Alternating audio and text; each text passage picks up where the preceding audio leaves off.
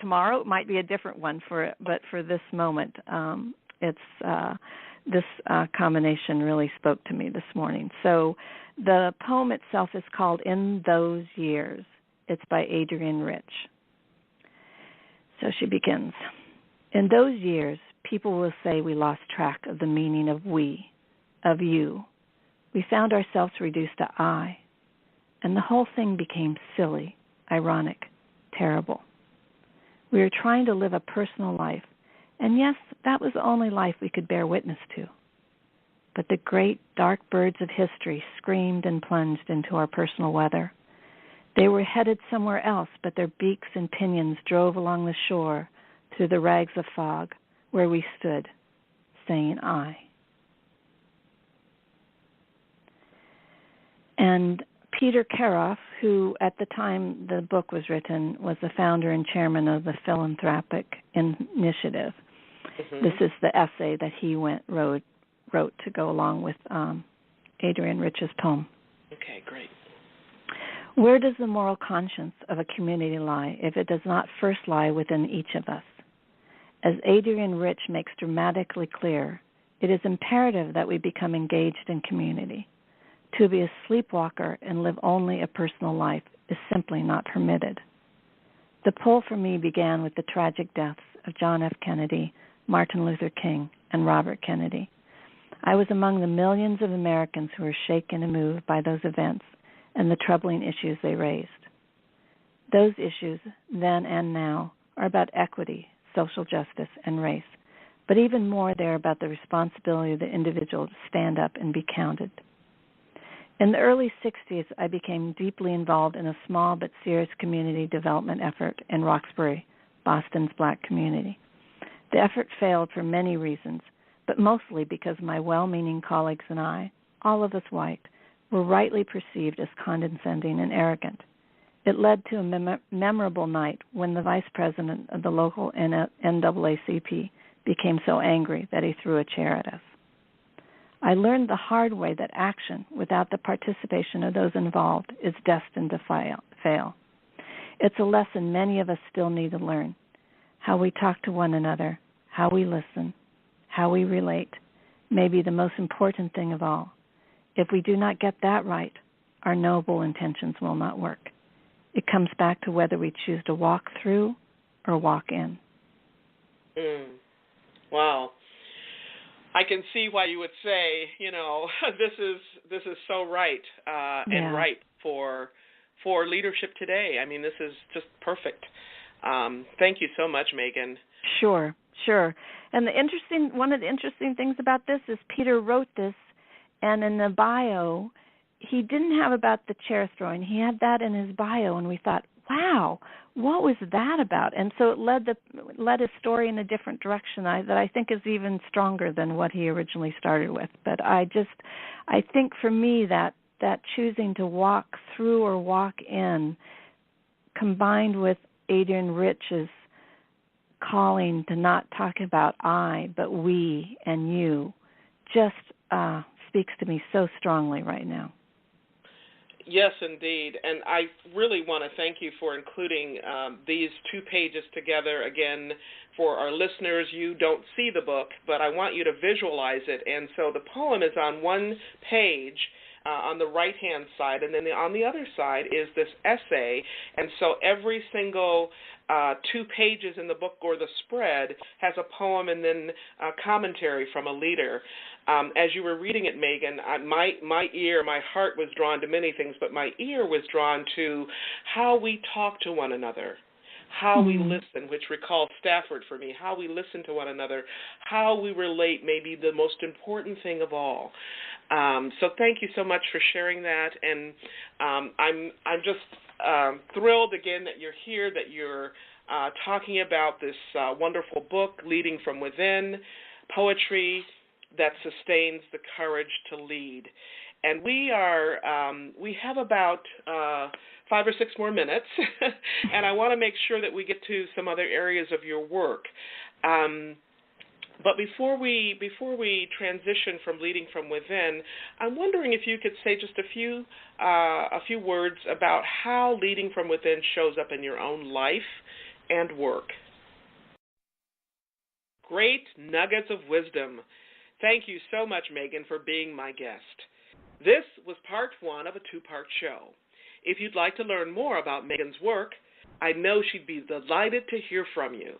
You can connect with her on her website called teachingheartfirepoetry.com.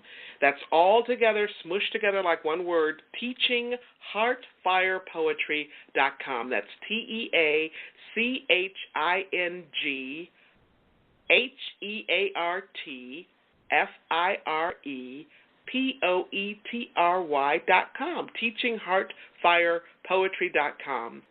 All right, so join me next week for part two of our show, when we'll hear more from my special guest, Megan Scribner. Please be here as she shares more about her amazing work serving leaders through the book she co-edited with Sam Intrater, a little gem of a book called Leading from Within, Poetry That Sustains the Courage to Lead. We could all use a little bit more courage these days, that's for sure. And as I just mentioned, part two of this show, Leading from Within, will air next week, right here on Talk Network Radio. Poet David White reminds us that poetry is the art of speaking and listening at the same time. In fact, I think that one of the most beautiful things about poetry is not the poem itself, it is the process. For poetry, like music making or any other art making, is all about the art of discovery. White also reminds us that the writing of poetry is the very frontier of which poets learn about themselves and their world simultaneously. The very frontier at which poets learn about themselves and their world simultaneously. You know, I think the same thing could be said about leaders. The art of leading is also the very frontier, the very edge, the cusp, the threshold at which leaders learn about themselves and their world simultaneously. Again, I want to give a shout out to my guest, Megan Scribner, for being on my show this week for part one, and for joining us next week for part two of this show. If you'd like to learn more about her work, connect with her on her website, and it's called teachingheartfirepoetry.com. Now, if you missed last week's show or any part of this week's broadcast, you can listen to the recording at your convenience.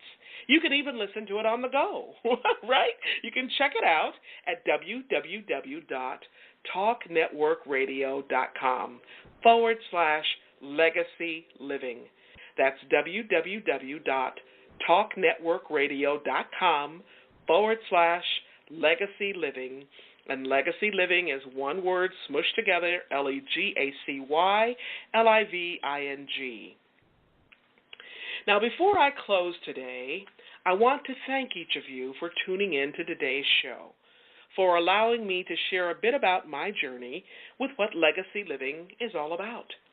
Not just about living and learning, but living and learning and serving, so that you make a difference in your own life and in the lives of others.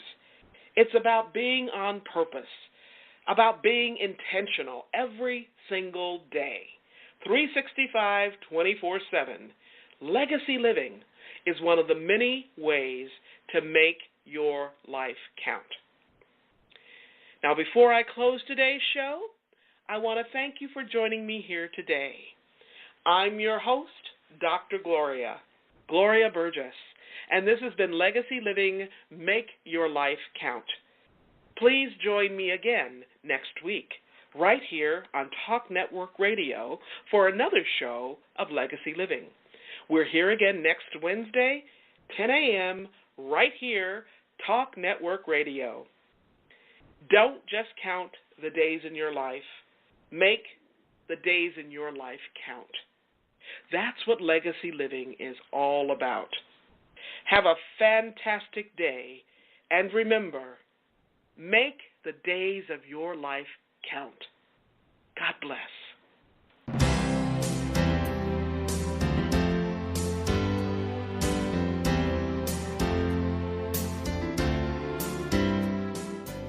That's our show today. I'm your host, Dr. Gloria Burgess. I hope you'll join me again next week. Until then, don't just count the days in your life.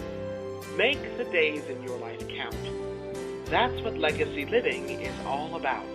Here's to you. Have a fantastic day. Be sure to make it a yes kind of day. And remember, celebrate. Celebrate the music of your life. Make the days in your life count.